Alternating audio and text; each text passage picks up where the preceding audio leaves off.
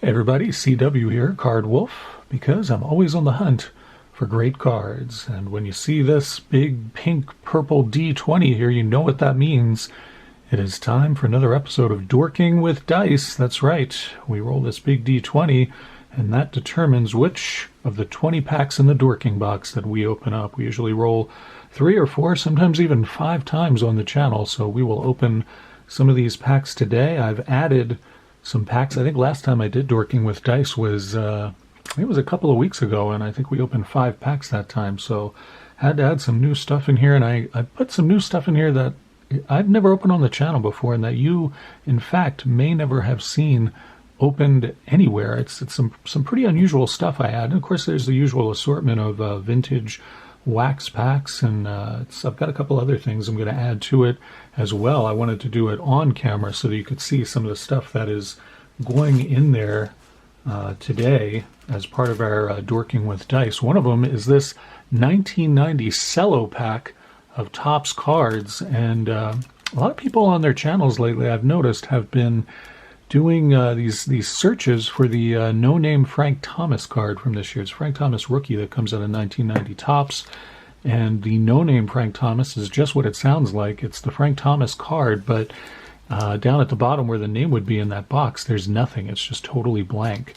Those are exceedingly rare. They were accidentally included in packs of Topps 1990, and it's been going on for years, but right now there seems to be having kind of a moment where a lot of people are searching for that on their YouTube channels. A lot of searches I've seen. Everybody I've ever talked to about this no-name Frank Thomas card has told me that the cello packs are the ones where you have the best chance of pulling a no-name Frank Thomas. Now, I've never pulled one. They're exceedingly rare, and I've actually never met anybody who's pulled one. I've met people, I've seen one in person, and I've met people who, have said, oh, they knew somebody who pulled one, or they bought it from somebody who pulled one, or something like that. But I have never pulled one or met anybody who actually pulled one. So I don't know if the stories are true about the cello packs being the best place to pull those from. But that's what everybody has told me. That seems to be the common wisdom around this. So I've got one of these I'm going to put in there.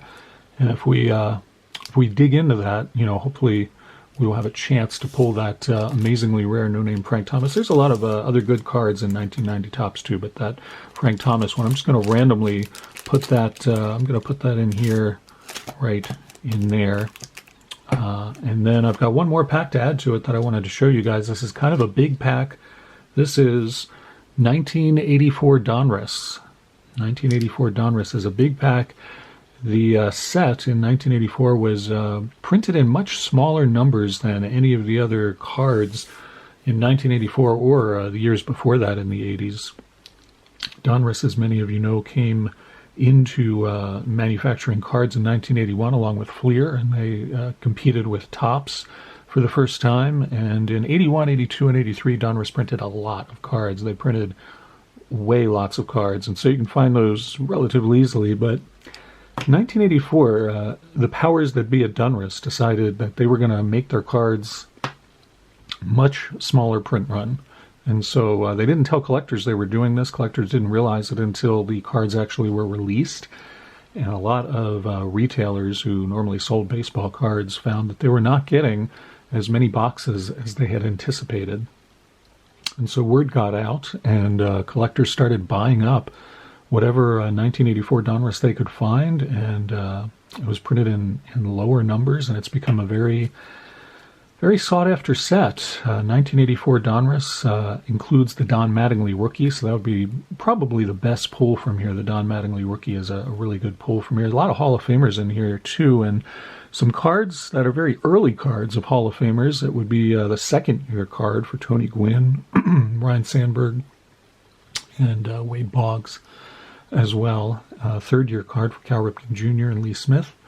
And a lot of other Hall of Famers in here, but that Don Mattingly rookie is the one that everybody wants to pull when they open this. Packs of 84 Donruss are pretty tough to get. You can find them online, usually for about $25 or $30. So very hopeful that we will open this one up. Curious to see what is in here. I've not opened one of these for many, many years, and I'm going to put that in the number 1 slot. So as always, number 1, number 10, and number 20 are better packs, or what I think are better packs. They may not be in your opinion, but in mine they are. Number 1, as we saw, is 1984 Donruss. Number 20 is 1984 Topps. So that, also has a Don Mattingly rookie, Darryl Strawberry rookie, and lots of Hall of Famers in there. And number 10, as has been the case for several episodes of Dorking with Dice, is this 1991 edition of Upper Deck Baseball. And you can find a short print Michael Jordan cards in here, and you can find some rookies in here. But the really exciting thing that you can try to look for in 1991 is signed Nolan Ryan cards. Upper Deck got Nolan Ryan to sign 2,500 cards, and they randomly inserted them in packs. It's very unlikely that we will get one out of there, but you never know. So that's the excitement in the Dorking box today. Before we begin, I did have a couple of shout-outs to do, and I'm going to grab the... I want to make sure I have everything correct. I have little notes that I keep for myself when I'm doing shout-outs. So I want to shout out the Comic Collector. The Comic Collector, thank you for your subscription very much. I appreciate it. I've been watching his channel, and he's subscribed to me as well. I like his haul videos. He shows big comic hauls that he gets and talks about why he bought the issues that he did and the comics that he likes and things like that. I really enjoy that. It's neat to see what he's picked up. He also covers action figures on his channel too. And he opens comic book mystery boxes, which I didn't really know that those existed until just a little while ago. And those are pretty neat. Those are, if you like, sports card mystery boxes, which I always enjoy watching get opened, I think you probably like comic book mystery boxes too. They're pretty neat, and sometimes they pull some really good stuff out of there. So go on over to the Comic Collector. It's a pretty good channel. I do enjoy it a lot. Also want to shout out D-Con. D-Con, spelled D-K-A-H-N. D-Con opens a lot of stuff on his channel, shows a lot of vintage cards lately, including some cards from his childhood collection, which is really cool for me to see. A lot of vintage cards there, and I've also been going through, as you guys know, I brought back a bunch of stuff from my mom's house in Maryland, and I've been going through that stuff, so I kind of feel a kinship with what D-Con is doing over there right now. He also does a lot of modern too, so if you like seeing that, you enjoy his channel. And he also has his kids on there as well. I always like the family channels, and he really loves the hobby. You can tell he just has a tremendous appreciation for collecting and for baseball cards. So check out those channels if you want. I want to thank them again for their subscriptions. Also want to give a quick shout out to Autographs 2000. Autographs 2000 specializes in autographs, as his title would suggest. We've been subscribed to each other's channels for a while, so this is just me shouting him out again after a long time. And Autographs 2000 is an amazing TTMer. He does through-the-mail autographs and gets tons of different players in. The scope of stuff that he gets in from his TTMing is remarkable. I'm always tremendously impressed by some of the signatures that he gets. It's just, if you like autographs at all, it's an amazing channel. And he and I were corresponding the other day. The reason I wanted to give him a shout out too, we were talking the other day, and he mentioned to me that the old Orioles player Al Bumbry does not sign anymore. I thought that was really strange. Al Bumbry he was a outfielder for the Orioles in the 70s and 80s, and I met him several times. He was always a very friendly guy, super friendly guy. Loved to talk to the fans, joke with the fans before games around the dugout. He'd go to, events that the team would have, around town. Al Bumbry would almost always be there. Really nice guy. Surprised that he doesn't sign anymore, but I guess maybe when he retired, he didn't want to continue to do that anymore. I don't know. But anyway, Autographs 2000, if you're watching this, I wanted to offer you, I was going through my stuff, and I have several Al Bumbry autographs because, like I said, he'd sign stuff anytime. He was always a really friendly guy about that. And I've got a couple of these postcards. These were postcards that were issued by the team. You could buy these at the old Memorial Stadium, and I think the postcards back then were like 10 cents or something like that. That's what I remember anyway. And they'd also have these at events and stuff for players to sign and give out to fans. And I've got couple of these, and both of them are signed by Al Bumbry, and I don't need to have two of these. I liked Al Bumbry, and I'm glad to have one. But if you do not have an Al Bumbry signature, then I would be really happy to send you this. I'd love to contribute to your collection. Autographs 2000 is also a huge Orioles fan, which I really am a big Orioles fan too, so that's another thing I like about his channel. He also often gets in Orioles autographs. So anyway, I thought I'd offer this to you, Autographs 2000. Just let me know. You guys know my email by now. It's cwcardwolf@gmail.com, or you can just let me know in the comments, whatever you would prefer. Be really happy to send that to you and add it to your collection if you're interested. So let's get to Dorking. I've been talking for like 15 minutes here. Let's get to Dorking and see what we're going to open today. I'm very excited about this. We haven't dorked it up over here for a couple of weeks. Let's see what our first pack is going to be. It is going to be number 19. That's easy. That is the second to last pack.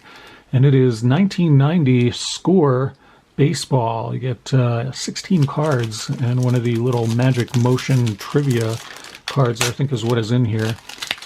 Score 1990. So 1990, that could be, let's see, could be a Frank Thomas rookie. It could be, let's see, I think Sammy Sosa had a rookie in 1992 that I think might be in here. Alan Trammell starts us off, Hall of Famer right off the top. That is pretty awesome.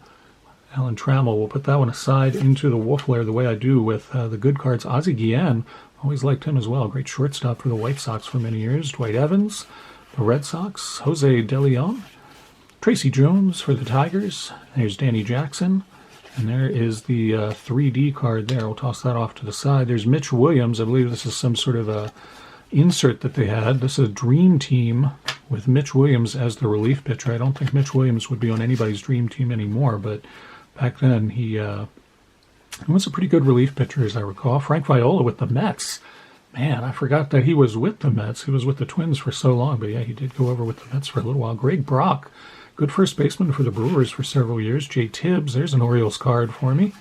Terry Pendleton, Alvin Davis, Ken Oberkfell, Sammy Sosa. We just talked about that. How about that? I think that is a rookie. Let's check the back here. Yeah, that is. That is a Sammy Sosa rookie, so that's pretty sweet. That is one of the better rookies you can pull from 1990 Score. That is pretty awesome. I'm not sure I have that. I don't collect Sosa, but I'm not sure I have that one, so I'm going to set that one aside too. It's a pretty nice pull out of this pack. Billy Hatcher, and we finish off with Andy Bennis in his Padres days. Not a bad pack. Hall of Famer and a Sosa rookie. Can't complain about that. Let's roll up another pack here on Dorking with Dice today. That's 19 again. We already did that. Let's see if we can get something different from the die. Yes, pack number 7. All right, let's count 7. 1, 2, 3, 4, 5, 6, and 7 is this green pack. What is it? It is Bowman Baseball, their first year back in the 80s, 1989 Bowman Baseball. So this is 12 cards and a stick of gum. And we will not be eating a stick of gum by any means. Looks like the gum conveniently did not stick to the card, which I always appreciate. Thank you for not doing that. All right, so let's flip this over. All right, and we start off with Reprint Mickey Mantle there. That I believe is, I think these are contest cards or something. Yeah, you would mail these in. So that's kind of a cool card. I mean, not bad. It's not like I'm ever going to own a real Mickey Mantle from that set, but I think that's a 51 Bowman if I'm remembering correctly. So, all right, there's Ron Oster. These are cards that do not have the names printed on the front, so the game that I like to play with myself is whether or not I can recognize who the player is or decipher their signature before I have to turn the card over and tell you who it is. I think that's Ron Oster from the Reds there. Yes, it is. And that is Kurt Manwaring from the Giants. Yes, it is. That's Gary Carter. Just about anybody will recognize him. That's quite a picture of Gary Carter. He's a Hall of Famer, so we're going to take that one out, put it in the wolf lair. That is, I think that's Doug Drabeck. Let's see. Yes, it is Doug Drabeck. Craig Lefferts right there. Ernie Witt, Blue Jays catcher for many years.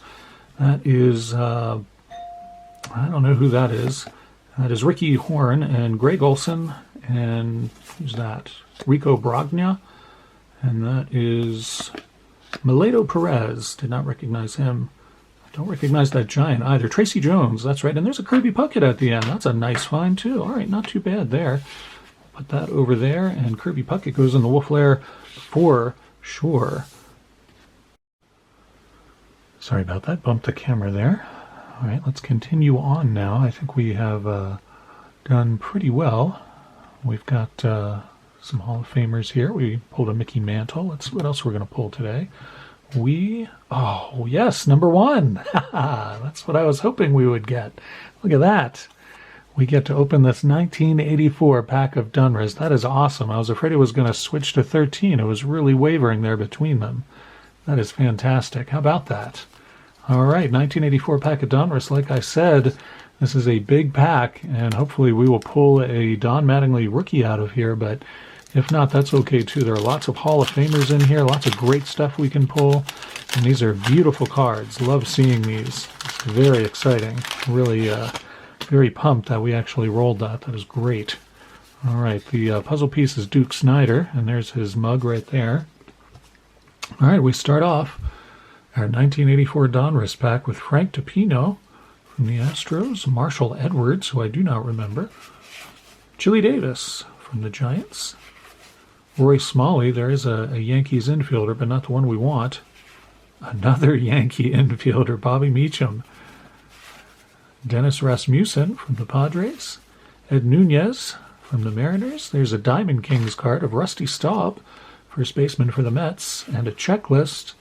Boy, I just love hitting checklists in big packs like this. Ken Forsch. Ron Washington looks delighted to be in the 1984 Donruss set. He could not be happier about that. Jerry Koosman. Joe Nolan, there's an Oriole. Bill Madlock from the Pirates. And last card is Chris Bando from the Indians. So no big stars in that one, but boy, very exciting to open that pack. That was pretty great that we got to open that today. I was not thinking we would, and that is pretty awesome. All right, let's roll one more. That was a lot of fun. Let's see if we can get another one of our big packs today. That would be great. Let's see what we get here. We get number 19. 19 is the roll. And I think that was our first roll, wasn't it? I think our first roll was 19, if I'm remembering right. Pretty sure it was. I don't know. My memory's not what it used to be. I think it was 19, though.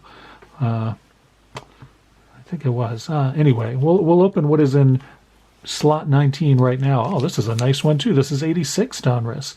The short-printed 84 Donruss set was the most short-printed of Donruss releases from the 80s, but they also printed much less of 85 and 86, too.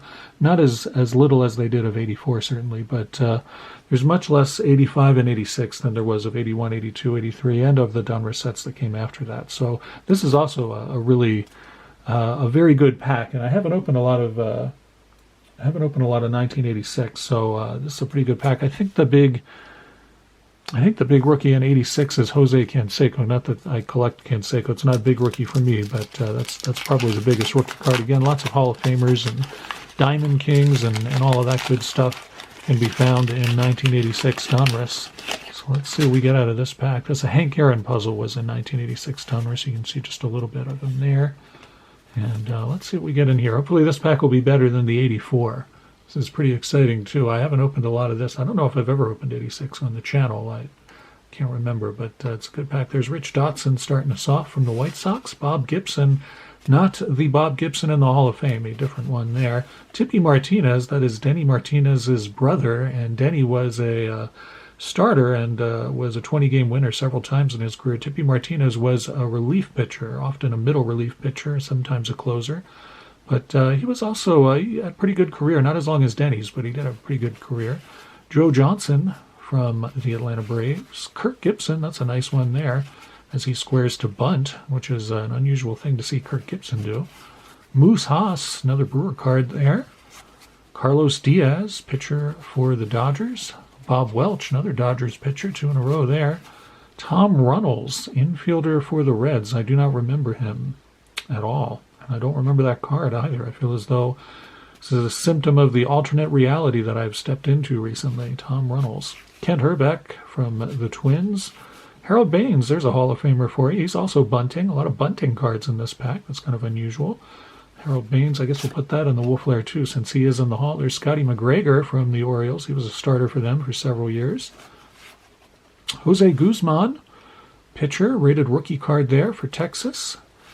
Bill Stein, another Rangers card there, and we end the pack with a Diamond Kings card of Tony Perez, who is giving you his biggest smile right there.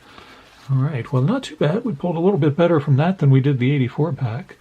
All right, what do you think? Should we do one more? We did 4 packs so far. I feel like we should do one more.